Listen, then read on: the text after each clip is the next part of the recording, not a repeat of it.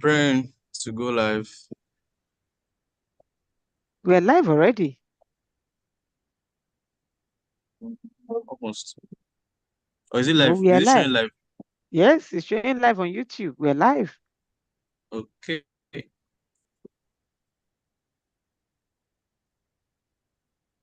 Can you record? Good evening, everyone. Can you hear me? Loud and clear. Yes.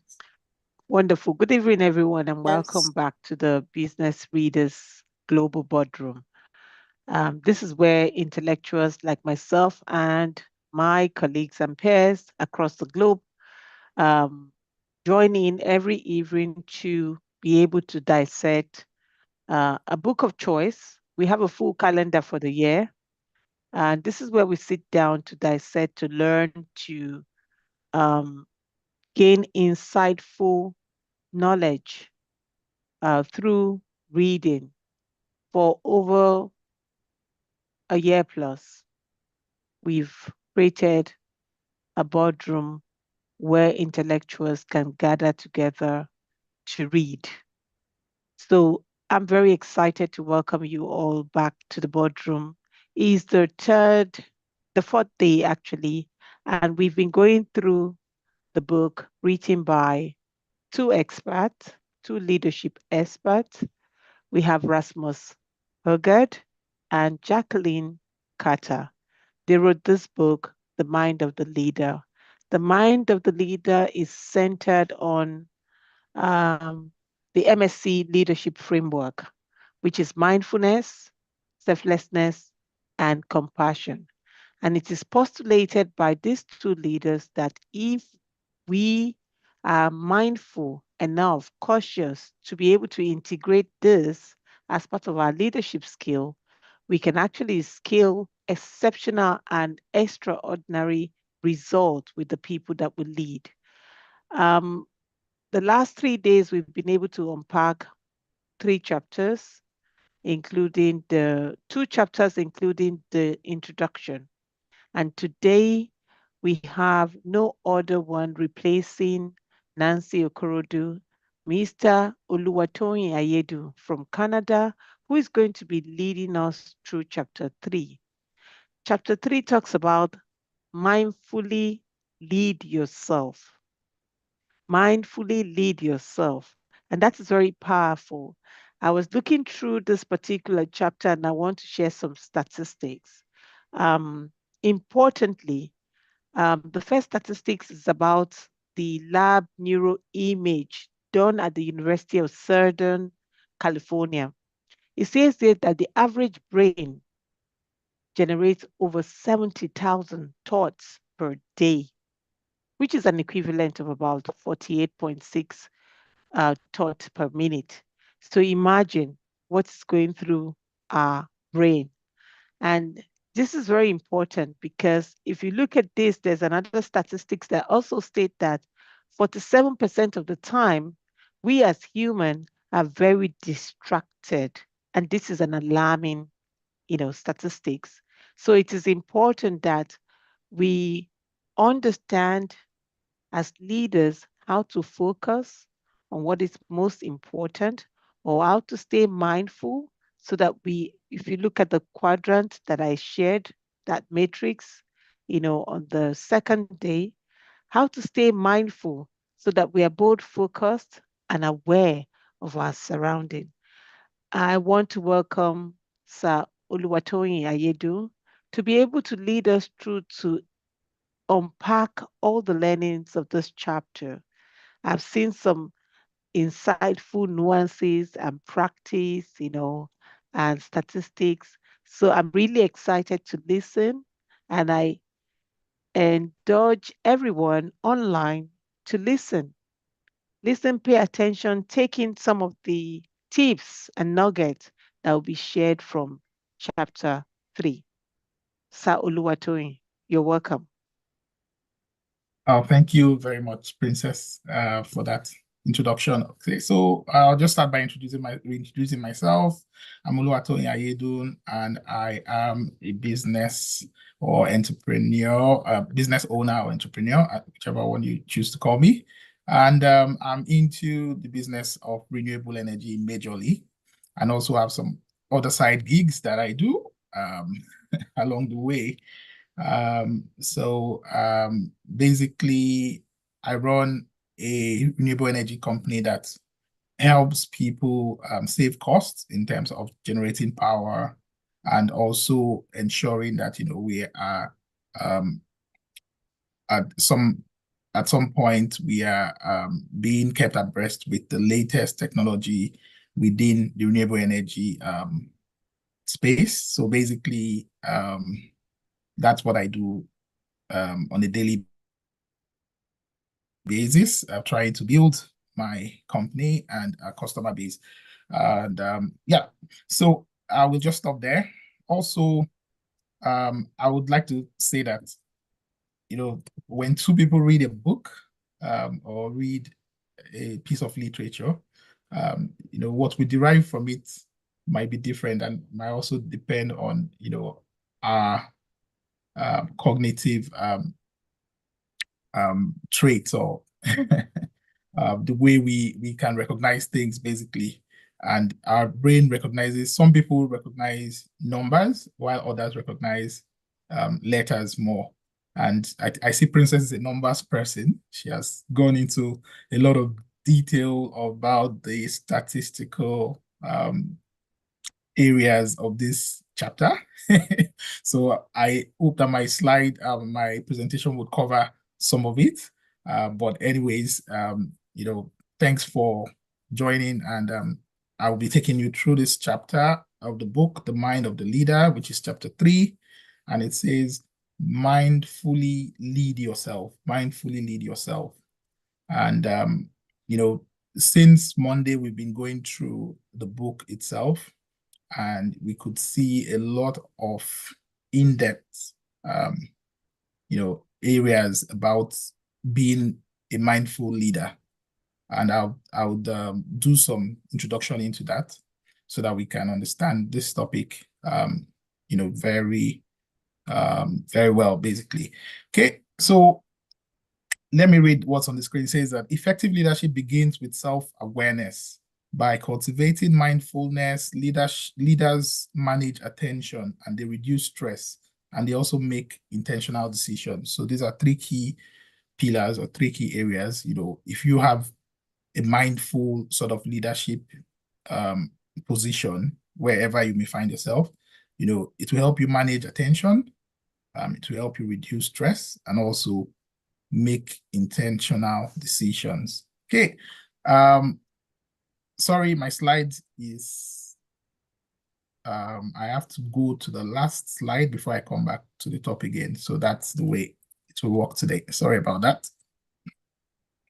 I'll give you the reason for this much later. Okay. So by way of introduction, I just want to run us through the major areas of this chapter, what we'll be touching on today.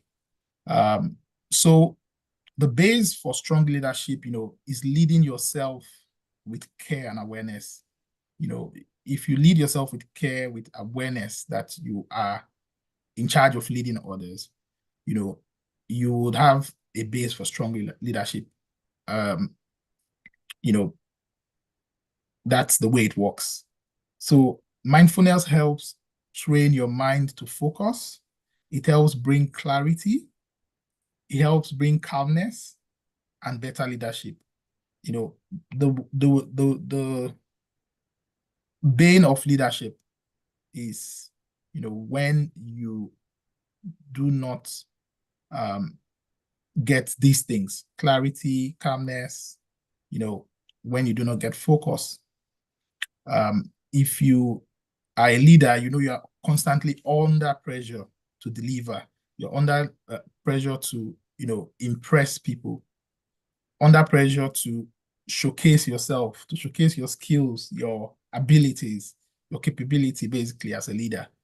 And, that's where mindfulness comes in. That's where the awareness comes in. Those are the traits that show strong leadership, basically. So for us as leaders, we need to ensure that we take care of ourselves first, Because for us to lead other people, we need to first, it needs to come from inside. We need to first ensure that we are leading ourselves effectively. Okay, so key ideas here says mindfulness is like mental exercise.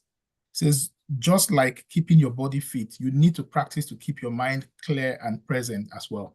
So you need to show presence, like we've said in the previous presentations. Yesterday Miriam talked about that.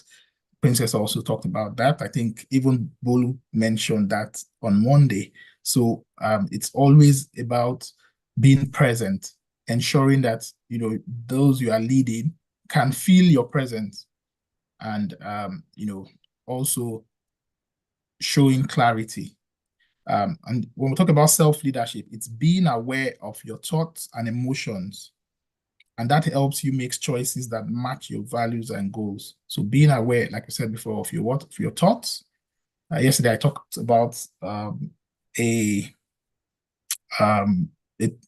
I think there's a quote by a lady called Elizabeth. I can't remember the second name now. Where she mentioned that your thoughts are slaves to your emotions, and we ourselves are slaves to our thoughts, or something like that. I think that was connection. Thoughts are the slaves to our emotions, and we are slaves to our emotions. Sorry, yeah, we are slaves to our emotions. So basically, everything starts from, your thoughts, like that. So if you can keep your thoughts and your emotions in check, you will see that leadership then becomes easier. Leadership, decision making becomes easier. And this must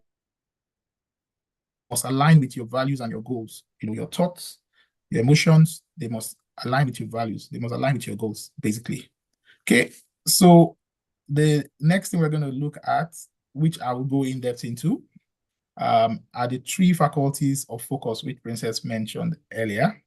So, we talked about the prefrontal cortex, which is what drives, these thought patterns, these behavioral patterns. It says the three faculties of focus. Focus on yourself, and focus on others. And the third one says focus on the big picture. So as a leader, you need to learn to do these three things for you to be successful. You need to focus on yourself first, you need to focus on others, and you need to focus on the big picture. So breaking it down, focusing on yourself is understanding your feelings and your thoughts, building self-awareness to lead with emotional intelligence. So those are the key areas under focusing on yourself. So first of all, you need to understand your feelings, your thoughts, and also you need to build self-awareness to lead with emotional intelligence. And then going on to focusing on others, you know, we have to be fully present, like we said. We have to show that we care about others. You need to understand that when you're having a discussion with someone, your presence need to be there. Some people can stand in front of you and you know that they are not here.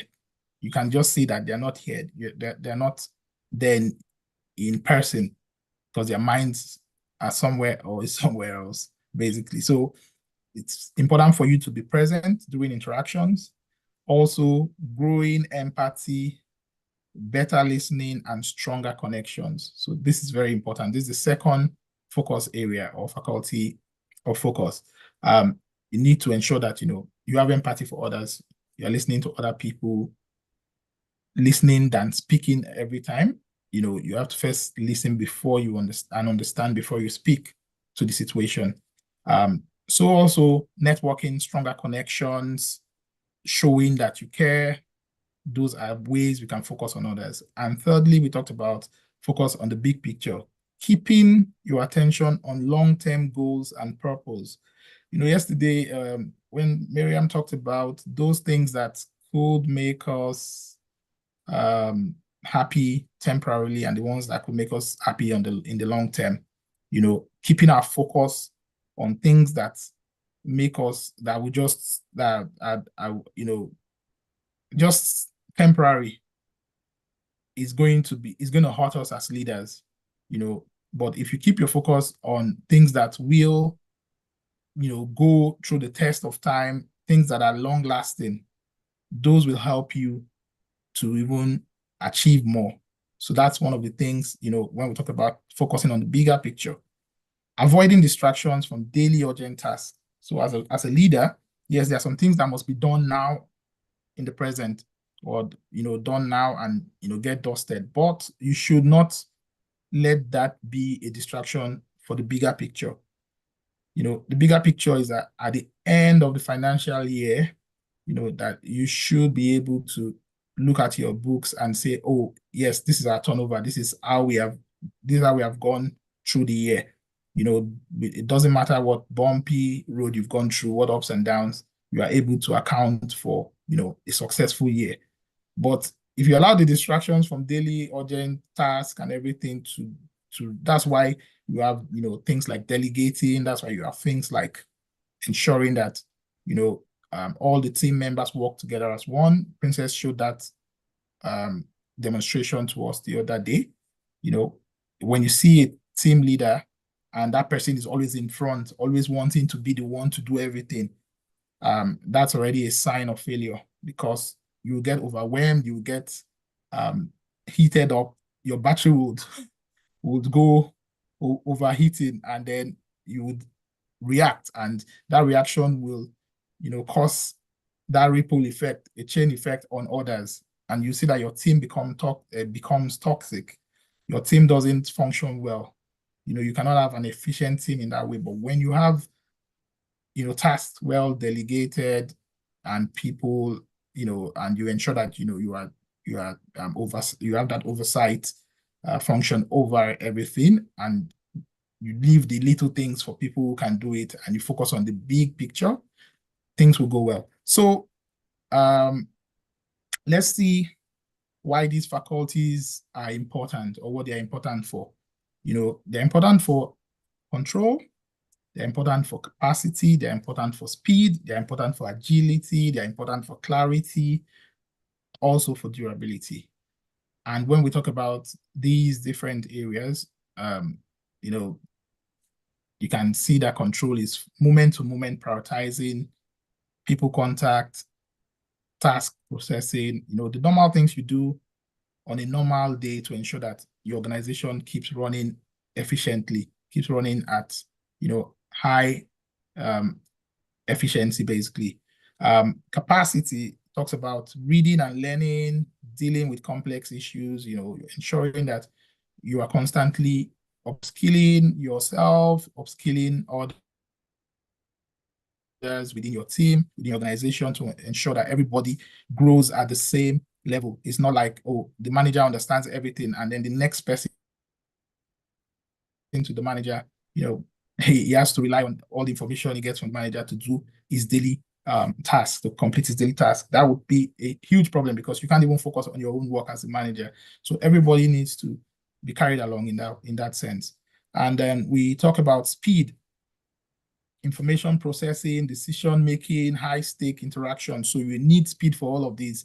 If you have to process information, if you have to use the latest tools, you have to use the latest skills in town to get your decision making done. You have to, go on high stake interactions, seminars, what have you, conferences and whatever, to get yourself up to speed with the industry norms, with the best practices within the industry. You need to get this done. And also agility. When it comes to agility, we talk about creative processes, problem solving, brainstorming.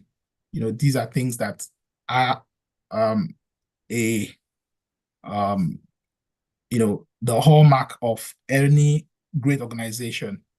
You have to be agile. You have to be agile in the way you operate.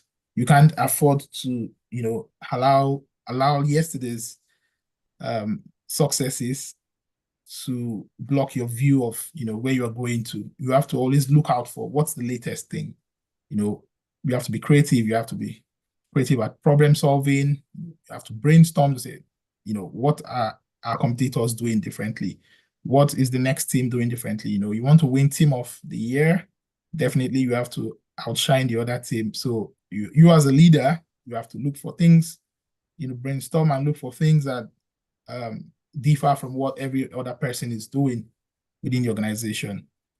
Clarity. So it talks about dealing with complex issues. Definitely you always have areas that are not, those gray areas, and you have those areas that are not quite clear. You need that clarity at every point. And one of the hallmarks of a great leader is also finding that clarity for your team, for your organization. So, and you can do this, by this focusing on, or by, leaning on these focus areas that we've talked about. So, which is, dealing with complex issues and high stakes work. And finally, durability. You're talking about, meetings, facing challenges, long days, negotiations. The list goes on. It's just a summary, So when you talk about these things, there are things that um they are the, or I'd say, the engine of any organization. When we read one of those books the other time, I remember which one it was, talked about some of these things, the things you need to do to keep your organization running, to keep that, it's like clockwork. You just need to, meetings are important. Of course, you need to tone down the meetings when they are not needed, when they are too much and whatever, but ensure that, you have regular rhythms, regular drum beats of meetings that will help your organization, to be at par with what's going on, to also have that edge. Whenever you have challenges, you're facing challenges, you look for ways to go solving those challenges, basically. Also, you could have long days at work and stuff like that, but you need to also ensure that, those things do not keep you off track in terms of your goal and what you're trying to achieve. So I'll just stop there. We'll not be looking at each of these because I've said a bit about them. Not looking at them in detail, but I guess I'll still speak a bit about one or two more. So we were given some practical tips, to manage mindfulness as leaders, right? And that's for self now. Remember, we're talking about mindfulness for ourselves as leaders. Some of the tips are things like starting your day with 3 to 10 minutes of deep breathing to focus your mind, name your emotions. When feeling stressed, pause and identify the feelings to reduce their effects. So sometimes you just need to do that. You just, I feel this way, that might help reduce the stress, according to the experts. 90-second rule. If upset, take 90 seconds to breathe and calm down before reacting. Yeah, I think I overheard, I was at my daughter's football competition yesterday, but when I was walking here, I think I heard the presenter, that was Miriam, saying you can even walk into the toilet.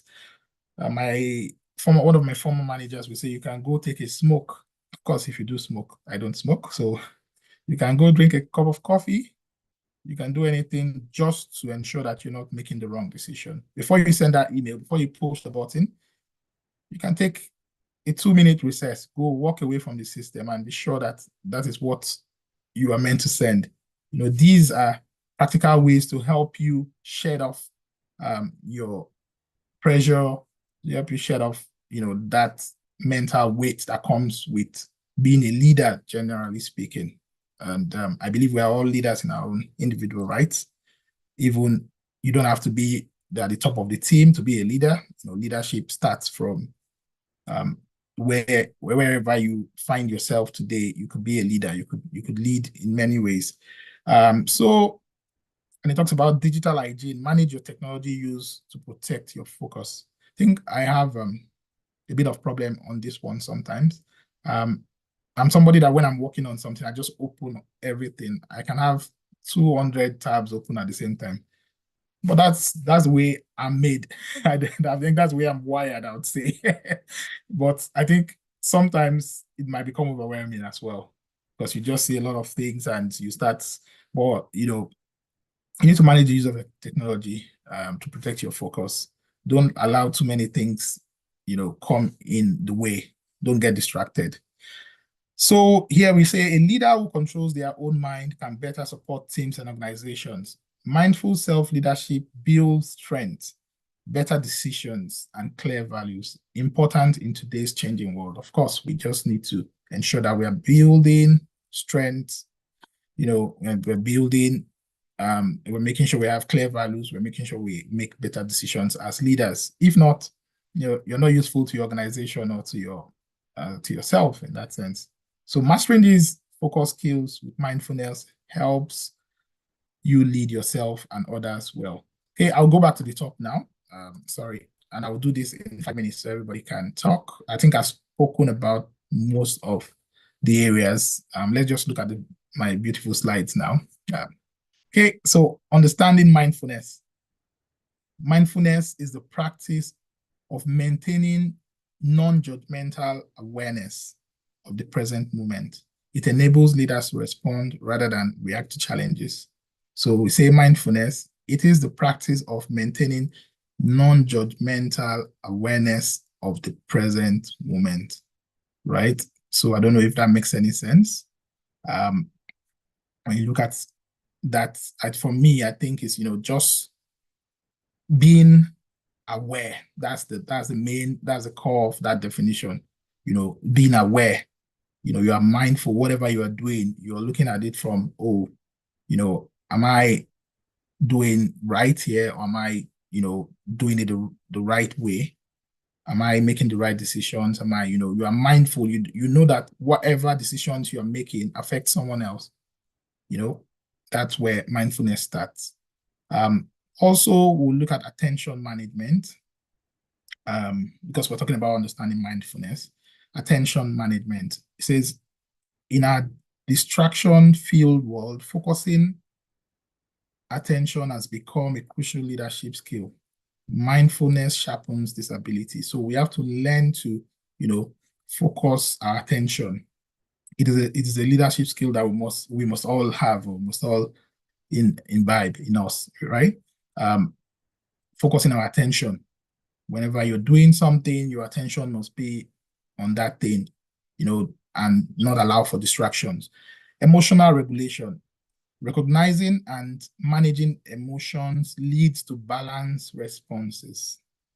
Mindfulness creates space between feeling and action. So if you recognize that, you have an emotion and you can manage it, it leads to a balanced response. And that's what we talked about yesterday as well, and the day before, recognizing it, knowing that these are my triggers. This is the thing that if somebody does this to me, I would quickly react. If you recognize it and you can manage that emotion. We said yesterday I made a comment. I said, whoever has mastered their emotions has mastered life.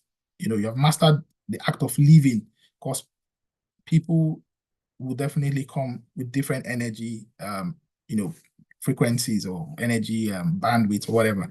And you are the one who's going to have to respond. And, basically, if you can master that, recognizing and managing those emotions, you have a balanced response. Mindfulness creates space between feelings and actions. That's what it says. It creates a space between feeling and action. So when you feel this way, how do you act? What's your next reaction to that situation? It will help you as a leader. Very important. Okay, let's look at the mindful leadership advantage. It helps us when we're mindful,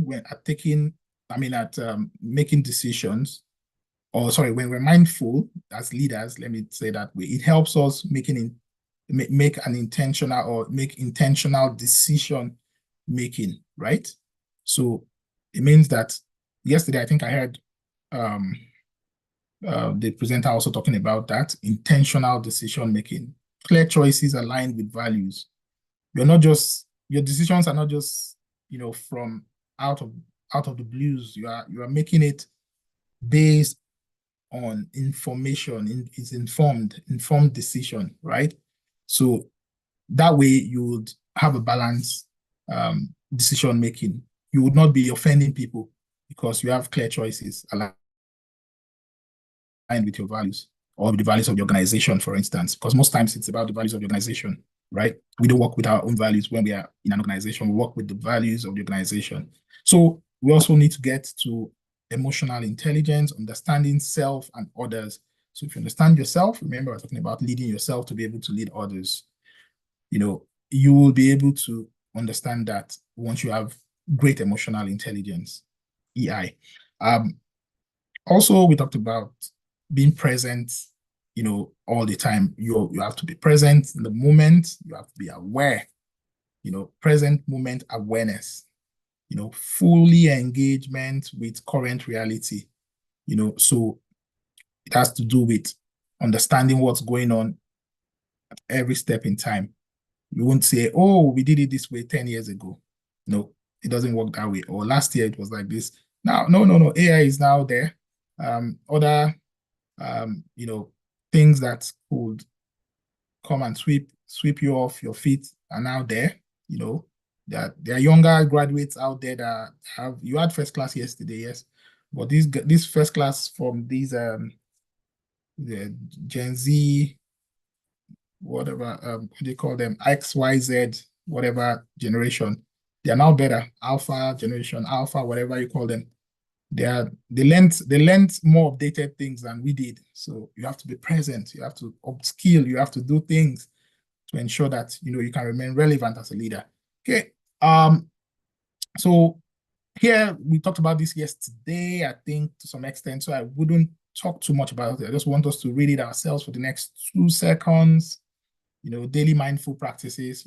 Talked about morning meditation, mindful breaks, attentive listening, evening reflection. These are things we can do to better ourselves as leaders. Okay. And also we talked about mastering reflective pauses. A trigger moment, a challenging situation arises. How do you respond to it? So you have to be a master of your emotions.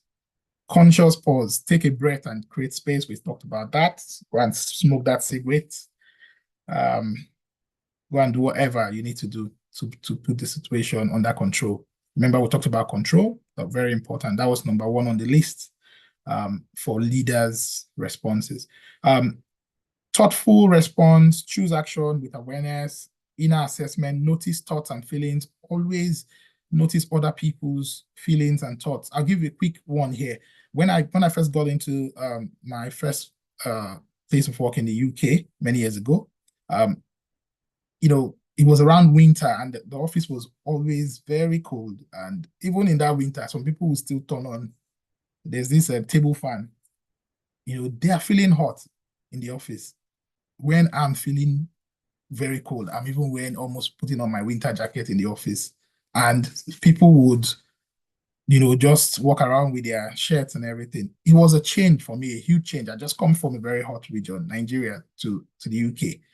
But my manager used that against me because she would say, oh, I mean, at some point, when some issues arose and all that, she said, oh, your face is always blah, blah, blah, And my face was like that because, of course, I was suffering from from a cold situation where I was always feeling cold and maybe I would just squeeze my face somehow just to help myself, But she never noticed that.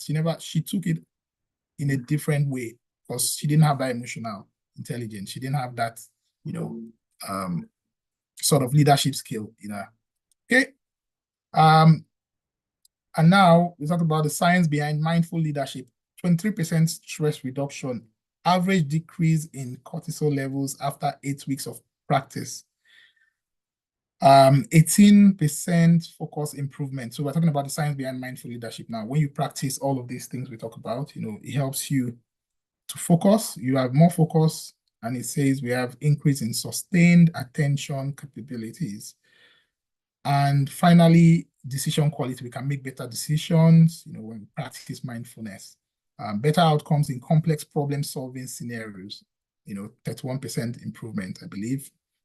So very important for us to practice this mindful leadership skills. And we talked about communication before. Listen completely, give your full attention, notice your mind wanders to formulating responses, return to listening. So sometimes you just have to focus, we go back, return. I know these things are difficult because everything happens really fast. The world is fast-paced. But if we try and put some consciousness into it, we might be able to overcome some of our some of our some areas where we lack these responses, I would say. So pause before responding, take a deep breath, consider what you truly said, let go of assumptions about the speaker's intent. Don't just assume, don't just come to a rush or a conclusion, a hurried conclusion about what the person is saying. Listen, think, take a breath. It will help you. Speak consciously, control or choose words with care, communicate with clarity and compassion, own your perspective without blame. Okay. And come on. And be mindful that we have a timekeeper in the house today. Sorry, did I miss one slide? Anyways, creating a mindful leadership culture. Start with yourself. Model mindful behavior consistently. So we talk about doing these things consistently. Someone said if you do something for a period of time, I can't remember what number of days, it stays with you. Just try and practice it. Your team will follow your example more than your words. Of course, practice what you preach. People will follow your examples more than your words. Integrate into routines. Begin meetings with a 1 minute or with a minute of silence. Create space for presence before driving into agendas. Before you just don't see people as numbers, see people as humans, right? When people come to meetings, interact, at least have that icebreaker, that thing that makes everybody laugh and everybody feel comfortable before you go in on with your agenda. Don't just jump straight into the meeting and make it look so so routine or so like an authoritarian or something, or somebody who's just wanting everybody to carry their cross. So basically, also nurture growth, provide resources for mindfulness development, recognize and celebrate mindful leadership in action. So when people do things, recognize it, celebrate people. That's nurturing growth. Sorry. And finally, expand the impact. Mindful self-leadership catalyzes positive organizational change. What grows within spreads throughout. So it is what the leaders do that we eventually catalyze, into what everyone does. So important to note that leaders shape organizations. Thank you very much. I'll stop there and hand over to Princess. I'm sorry for shooting over our time probably by 5 minutes or so. I think you did well with time. Thank you very much. Can you hear Thank me? you, Princess. Yeah, I can hear you loud and clear. I think it's echoing. I need to change this. Let's see. Yeah, I can hear you. It's not echoing here, but probably on your side, yeah. I think on my side it's echoing.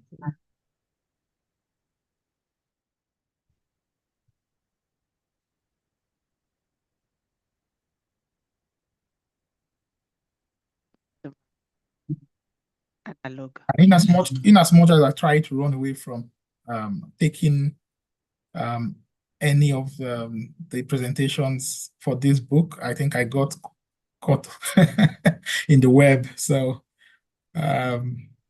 sorry about this. This was last minute for me. So sorry about if I didn't cover every area of the chapter. Not at all. So Oluwatoyin, there's nothing to be sorry about because you stepped in for Nancy Okorodudu, and this was very brilliant presentation. Again, I mean, it's expected.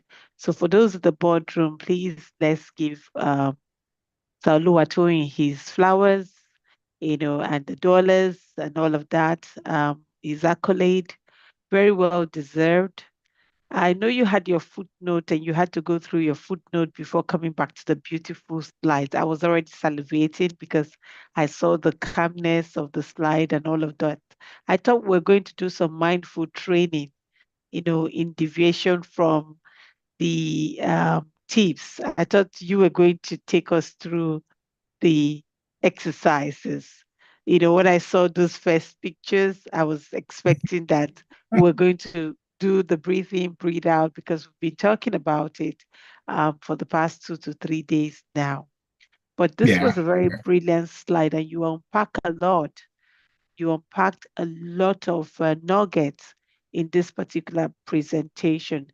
Um, One of the things that I got was decluttering your mind, very important. I know you didn't say it in that word in terms of decluttering, but the thought that goes through our head is important that we are able to frame it into those three main faculty, you know, um, so that for me, I found very interesting.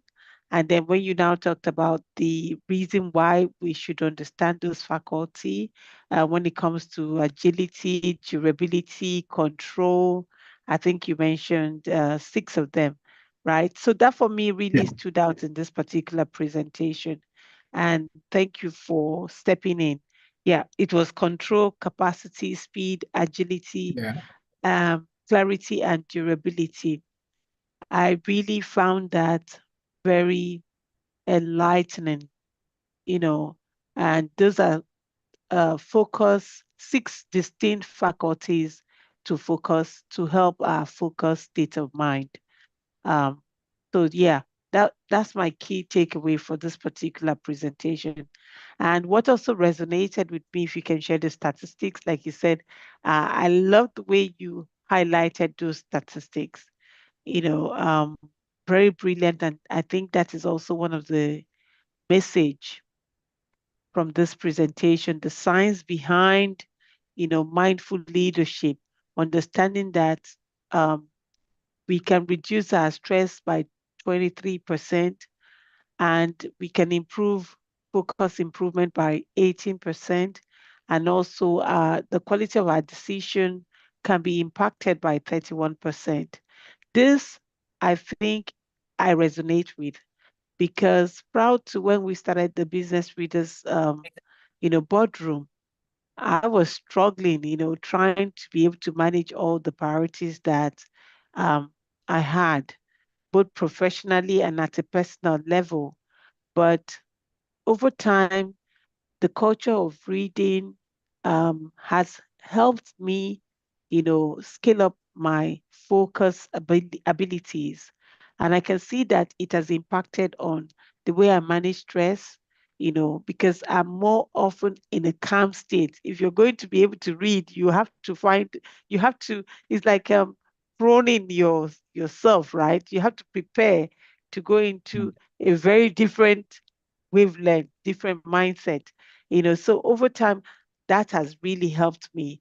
Um, so the average decrease in cortisol level after 8 weeks of practice, and imagine we've been doing this for more than a year plus.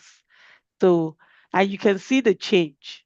I think you can see the change even in the boardroom members with all of us who be very consistent, our ability to really stay calm and focus and to be able to make quality decision. And we've been able to handle so much more this year. We've been able to do so much more. So this for me, this statistics really um, is insightful and it tailors to everything that we've been doing in the boardroom. So I must say thank you and congratulations. I know you are scheduled for another day.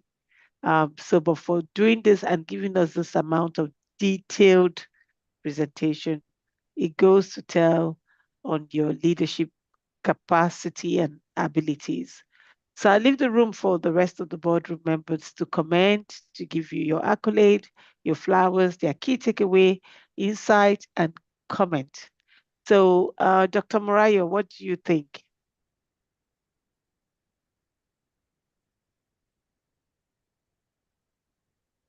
Dr. Morayo.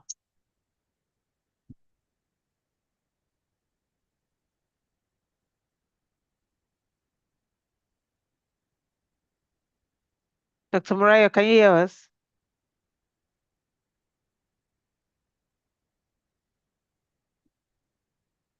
Are you still in the hospital, Dr. Mariah? Can we have David? David, what's your submission?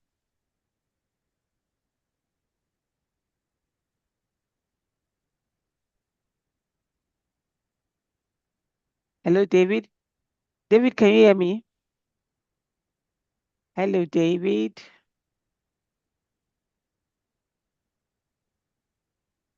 Oluwatoyin, can you hear me? Yeah, I can. I guess Okay. I'm not There's sure what's something happening with wrong the other from their guys. end. I Yeah. hope not. Okay, In a Dr. Mario noisy said I place. can't. Okay. Dr. Mario said I David. can talk. Sorry, Dr. Mario said I can't talk, so that one is cleared. Oh, and David is Um, also in a noisy place. Okay. I mean, let's just have a conversation. While you were going through this, what stood out the most for you? I know you unpacked a lot of things, but what really stood out for you, Sir Aiyedun? I think just like you said, first of all, I'll start with this part where you talked about the six core areas, that um practicing mindfulness or practicing it's like a cascade, like, okay, from practicing mindfulness, your three focus faculties or faculties of focus should be, on yourself, on others, and on the bigger picture, right? So, and in that way, it helps you to take control. It helps to give you greater capacity, speed, agility, clarity, and durability. So, for me, it's the way it, like I said, the way it kind of cascades go. It has this like spreading one's tentacles, right? It all starts from one single act of understanding, yourself, practicing mindfulness in order to lead others, right? Because you must first understand that what you get to give to others, you should have first given to yourself: the care, the awareness, the focus, all those different areas, the things, the decision making. What kind of decisions do you make for yourself? Imagine that you don't make very um, informed decisions for yourself. How do you translate that into making it for others or for an organization? Mm-hmm, mm-hmm. So all of that has to start from, being mindful. It is that's at the pinnacle, that's at the very height or the top of it, right? Then it goes cascades into, everything else. And just like we said, once you are able to catalyze all of these things, it also in turn gets the attention of others. People will um, follow what you do, your actions, the way you speak. Your team becomes toxic because probably the manager is toxic, right? He doesn't respect other people's opinions. He doesn't see things from other people's um, perspectives. Sorry, I'm just trying to plug in my computer. Okay. So it's very important that, we understand that people will follow what they see in us. And that's why we have to work on ourselves more than anything else. Because at the end of the day, we lead by what we do and not what we say. Thank you. Thank you so very much. I love what let me echo what David has said in the chat room. Your presentation was 100% great. Mr. Tony, you know how to show up and show out. You do know how to show up, even on short notice. I think, David, you took the word right out of my mouth. That's the right word to use for Sir Oluwatoyin Aiyedun. You know how to show up for everyone, and this tells more to your selfless, nature, and I want us to give ourselves a pat on the back for leaders who exemplify, you know, all this um, leadership traits is very important because you do those things and you don't get the accolade is really important. I really want you to take the time, as much as you beat yourself up on areas where you know that you are weak, it's very important for you to look at those areas that you are doing well. Just say, even this one, I try. I did get like 80% for this area. I did get like 90%. Take the time as leaders to really soak that in. This is one of the things that you do and you do so well. You are a Mm. selfless leader and you're very mindful. And there's no time you've been called up to take up anyone's sport that you have not done it and done it brilliantly. In fact, like you mentioned, you open like 20 something or 100 different resources.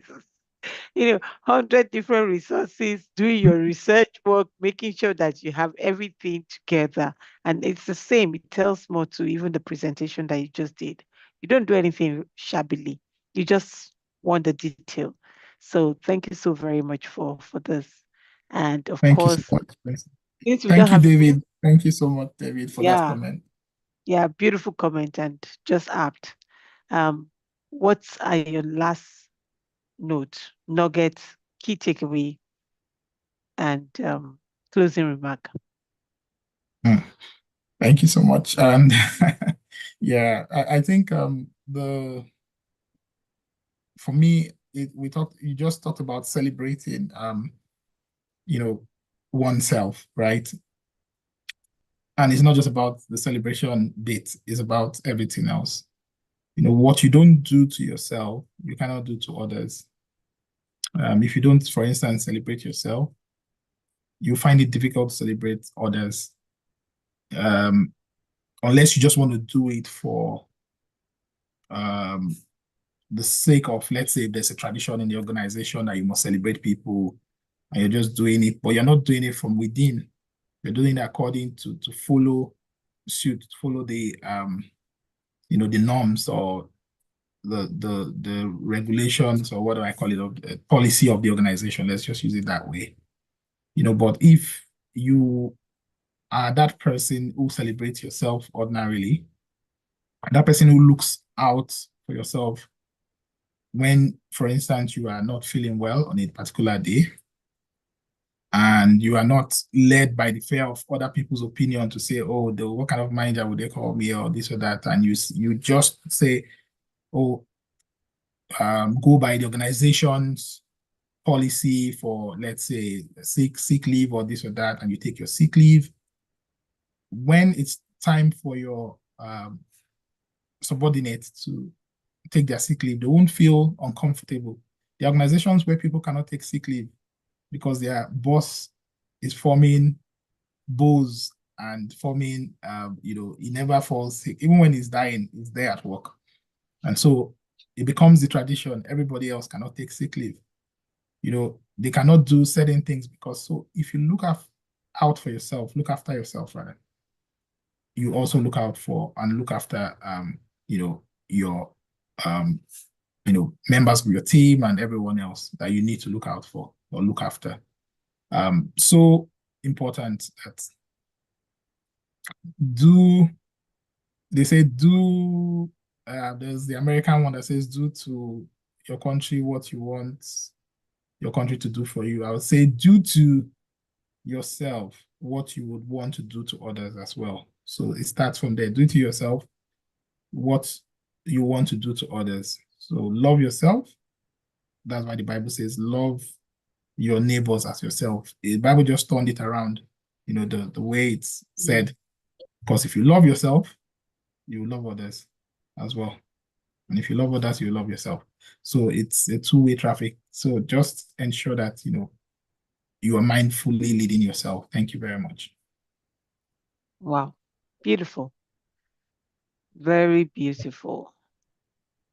Just ensure that you are mindfully leading yourself and do to others what you would do to yourself. What a great way to end this section. Thank you so very much, Sir Dr. Aiyedun. Thank you for joining us from Canada. Thank you for sharing your insight on chapter 3. And on that note, we will resume the boardroom again on Monday because Monday. tomorrow Yeah. we're off. Yes, exciting weekend. Enjoy your weekend starting from tomorrow. It's a long And weekend here. uh, Monday is a public holiday, so it's a long weekend for us. So we what are we call it. celebrating? I don't remember your calendar again. I don't even know myself. I'll check.